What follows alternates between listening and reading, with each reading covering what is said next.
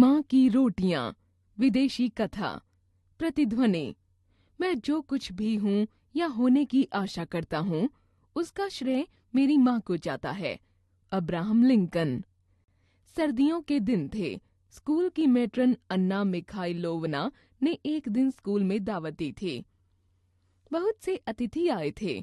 उसी स्कूल का एक गरीब लड़का माल्युइश दावत से एक दिन पहले ही अन्ना मिखाइलोवना के पास पहुंच गया था, दावत की तैयारियों में अपनी मेट्रन का हाथ बटाने। गरम और ताजी रोटियों की दावत थी। माल्युइश ने रोटियां बनती देखीं तो उसे अपनी माँ का ख्याल आ गया। माँ ने बहुत दिनों से गरम रोटियां नहीं खाई थीं, हालांकि उन्हें गरम गरम रोटियां बहुत पसंद थी। दावत शुरू हुई तो माल्युइश अपने को रोक नहीं पाया। कहीं रोटियां खत्म हो गईं तो, इसलिए उसने पहले ही अन्ना मिखाइलोवना से पूछ लिया। आंटी, मैं कुछ गरम गरम रोटियां माँ के लिए ले जाना चाहता हूँ। ले जा सकता हूँ ना? क्यों नहीं? मेट्रन ने प्यार से उसके गाल को थपथपाते हुए कहा। लेकिन पहले तुम तो खा लो। दावत खत्म हुई तो माल्युइश ने घर चलने के बारे में सोचा। तभी अन्ना मिखाइलोवना का ध्यान बाहर की तरफ गया। बाहर अचानक बर्फ गिरने लगी थी और चारों ओर अंधेरा छा गया था, जैसे रात उतर आई हो। हालांकि अभी रात होने में देर थी। मौसम खराब होता देख अन्ना को चिंता हुई। ओह माल्युइश, बाहर तो बहुत बर्फ गिर रही है। इस खराब मौसम में तुम घर कैसे जा सकोगे? माल्युइश ने खिड़की से झांक कर देखा तो क्षण भर के लिए वह निराश हो गया, मगर जैसे ही उसे अपनी माँ के लिए गरम गरम रोटियां ले जाने की याद आई, वह उत्साहित होकर बोला। आप मौसम की चिंता न करें आंटी, मेरे पाँव अपने घर तक का रास्ता अच्छी तरह पहचानते हैं। अन्ना मिखाइलोवना माल्युइश के मन की बात समझ गई थीं, इसलिए ज्यादा विरोध नहीं कर सकीं। अनमने मन से उन्होंने माल्युइश को जाने की आज्ञा दे दी, किंतु जाने से पहले उन्होंने माल्युइश को अच्छी तरह गरम कपड़े पहना दिए। उसके सिर पर भी ऊनी टोपी पहना दी और कुछ गरम गरम रोटियां भी दे दीं, उसकी माँ के लिए। माल्युइश जब मेट्रन से विदा लेकर चला तो एक काले रंग का कुत्ता ब्लैकी भी माल्युइश के साथ चल दिया। उन दोनों में अच्छी दोस्ती थी।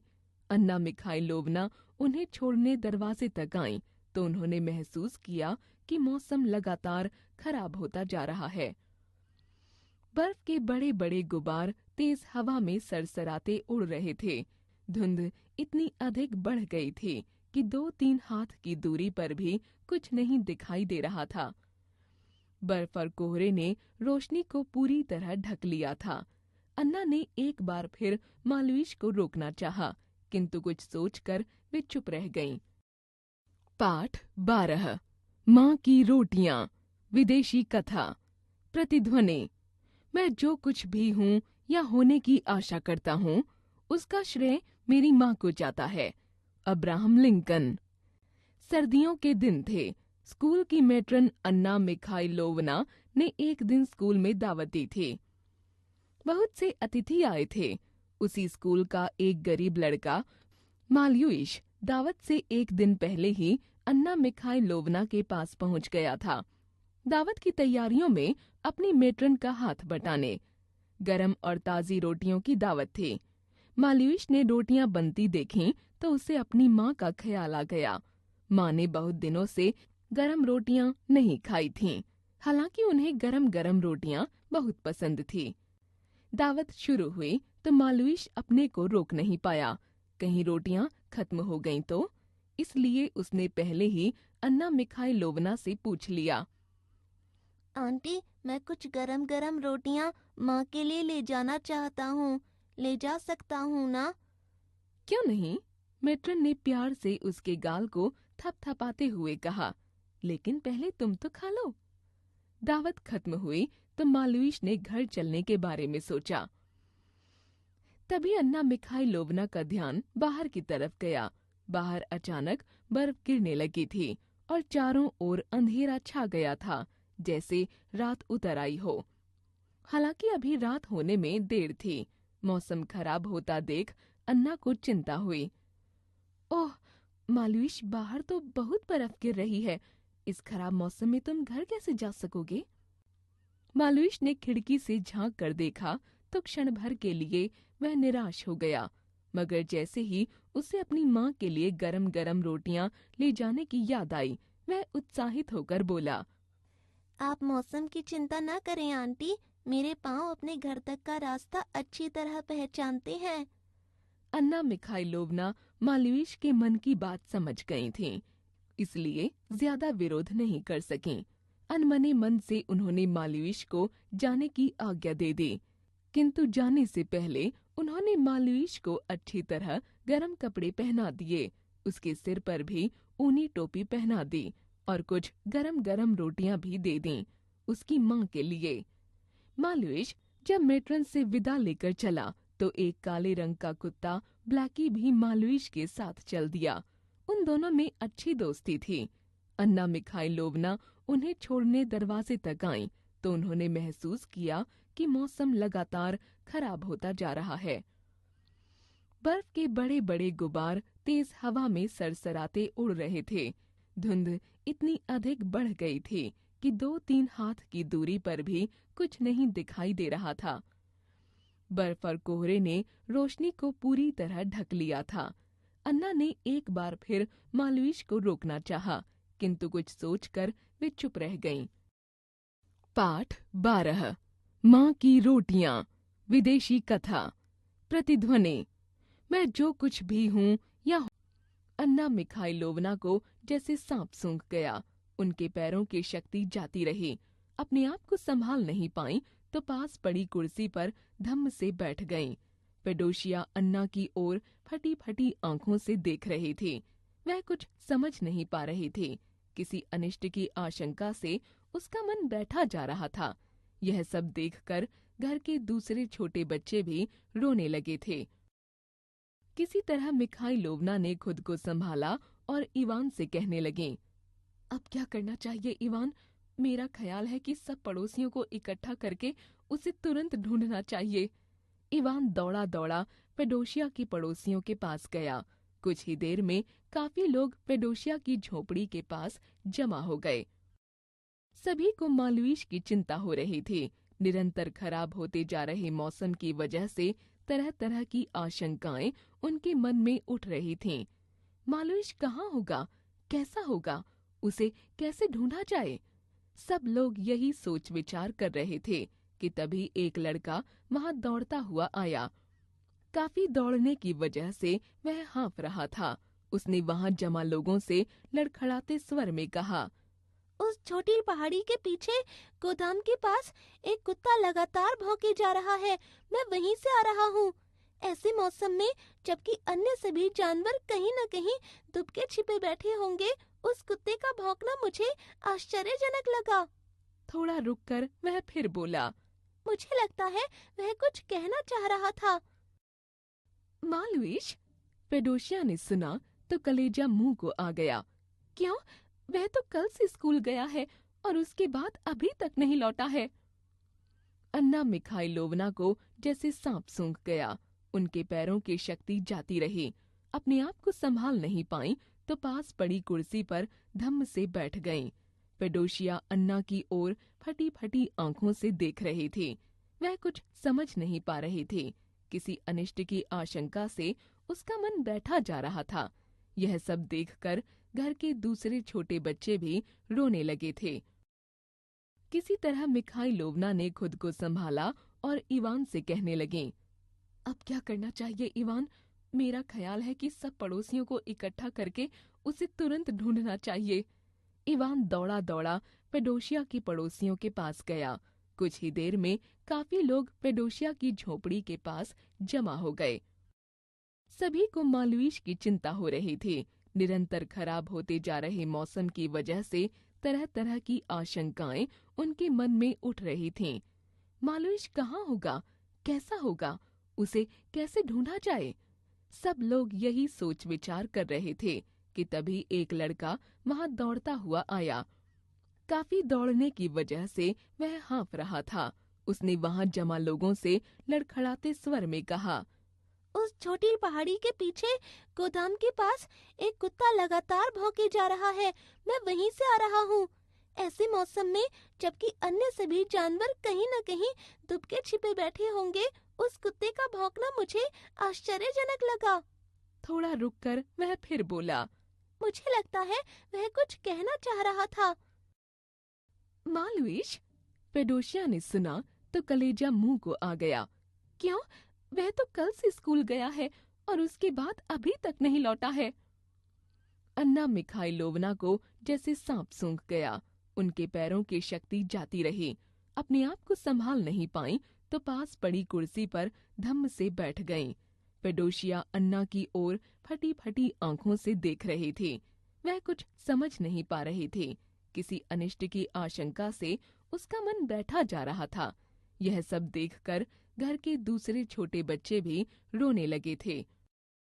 किसी तरह मिखाइलोवना ने खुद को संभाला और इवान से कहने लगी, अब क्या करना चाहिए इवान? मेरा ख्याल है कि सब पड़ोसियों को इकट्ठा करके उसे तुरंत ढूंढना चाहिए। इवान दौड़ा दौड़ा पेडोशिया के पड़ोसियों के पास गया। कुछ ही देर में काफी लोग पेडोशिया की झोपड़ी के पास जमा हो गए। सभी को मालवीश की चिंता हो रही थी। निरंतर खराब होते जा रहे मौसम की वजह से तरह तरह की आशंकाएं उनके मन में उठ रही थीं। मालवीश कहाँ होगा? कैसा होगा? उसे कैसे ढूंढा जाए? सब लोग यही सोच विचार कर रहे थे कि तभी एक लड़का वहां दौड़ता हुआ आया। काफी दौड़ने की वजह से वह हाँफ रहा था। उसने वहां जमा लोगों से लड़खड़ाते स्वर में कहा, उस छोटी पहाड़ी के पीछे गोदाम के पास एक कुत्ता लगातार भौंके जा रहा है। मैं वहीं से आ रहा हूँ। ऐसे मौसम में जबकि अन्य सभी जानवर कहीं न कहीं दुबके छिपे बैठे होंगे, उस कुत्ते का भौंकना मुझे आश्चर्यजनक लगा। थोड़ा रुककर वह फिर बोला, मुझे लगता है वह कुछ कहना चाह रहा था। मालविश, पेडोशिया ने सुना तो कलेजा मुंह को आ गया। क्यों? वह तो कल से स्कूल गया है और उसके बाद अभी तक नहीं लौटा है। अन्ना मिखाइलोवना को जैसे सांप सूंघ गया। उनके पैरों की शक्ति जाती रही। अपने आप को संभाल नहीं पाई तो पास पड़ी कुर्सी पर धम्म से बैठ गईं। पेडोशिया अन्ना की ओर फटी फटी आंखों से देख रही थी। वह कुछ समझ नहीं पा रही थी। किसी अनिष्ट की आशंका से उसका मन बैठा जा रहा था। यह सब देखकर घर के दूसरे छोटे बच्चे भी रोने लगे थे। किसी तरह मिखाइलोवना ने खुद को संभाला और इवान से कहने लगी, अब क्या करना चाहिए इवान? मेरा ख्याल है कि सब पड़ोसियों को इकट्ठा करके उसे तुरंत ढूंढना चाहिए। इवान दौड़ा दौड़ा पेडोशिया के पड़ोसियों के पास गया।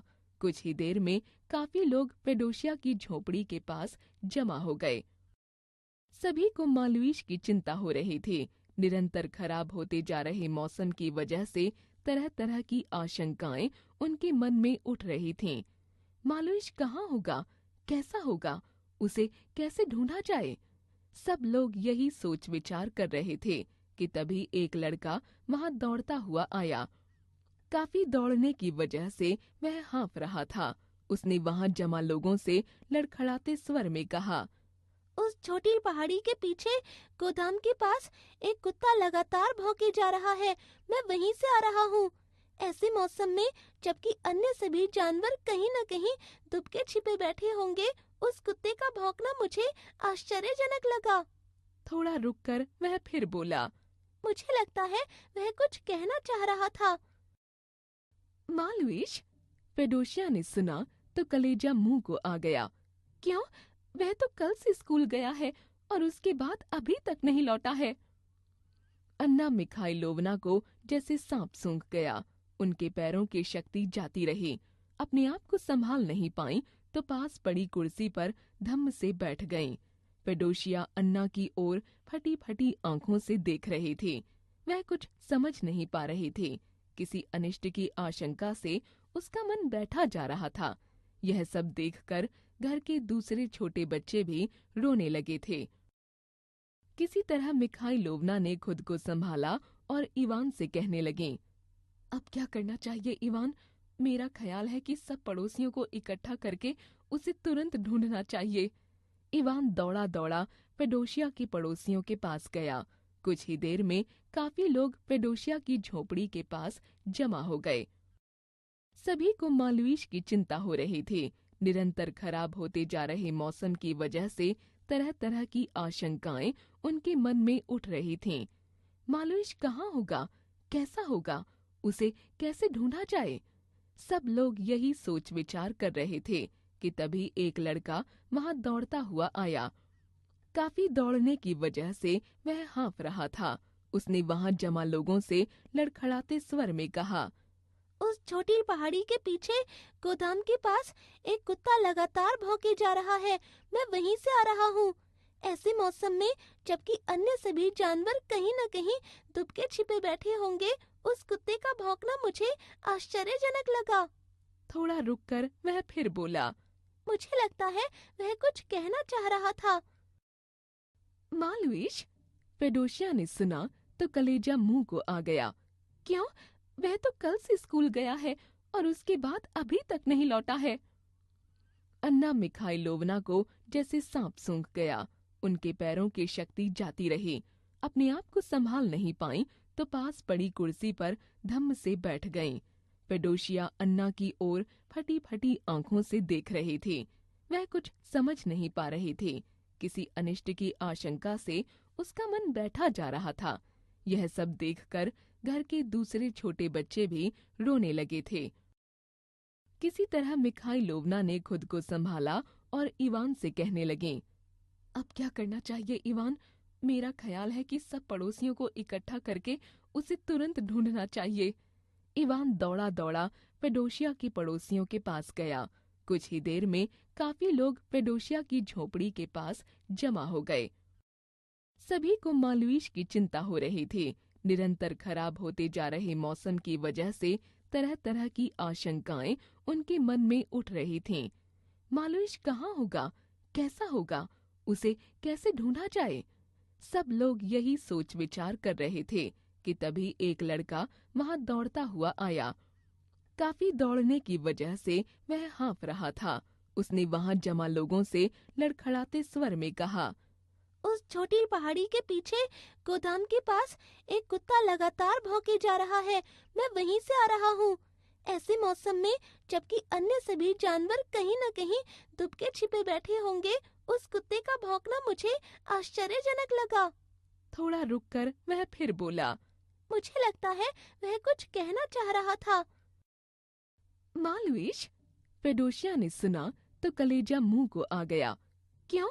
वह तो कल से स्कूल गया है और उसके बाद अभी तक नहीं लौटा है। अन्ना मिखाइलोवना को जैसे सांप सूंघ गया। उनके पैरों की शक्ति जाती रही। अपने आप को संभाल नहीं पाई तो पास पड़ी कुर्सी पर धम्म से बैठ गईं। पेडोशिया अन्ना की ओर फटी फटी आंखों से देख रही थी। वह कुछ समझ नहीं पा रही थी। किसी अनिष्ट की आशंका से उसका मन बैठा जा रहा था। यह सब देखकर घर के दूसरे छोटे बच्चे भी रोने लगे थे। किसी तरह मिखाइलोवना ने खुद को संभाला और इवान से कहने लगी, अब क्या करना चाहिए इवान? मेरा ख्याल है कि सब पड़ोसियों को इकट्ठा करके उसे तुरंत ढूंढना चाहिए। इवान दौड़ा दौड़ा पेडोशिया के पड़ोसियों के पास गया। कुछ ही देर में काफी लोग पेडोशिया की झोपड़ी के पास जमा हो गए। सभी को मालवीश की चिंता हो रही थी।